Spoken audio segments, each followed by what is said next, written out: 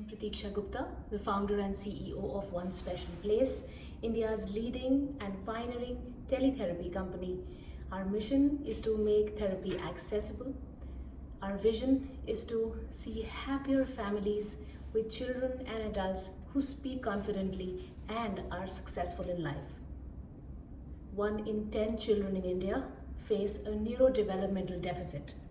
Conditions like autism, ADHD, speech-language delays, hearing loss, they are on a rise. And these conditions, they affect children in multiple ways and affect their communication abilities.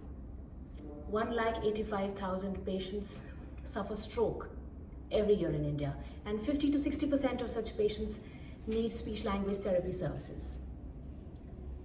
Teletherapy is an amazing research-based, evidence-based practice method in which clinicians can reach out and provide therapy services to patients and families sitting in remote areas anywhere in the world.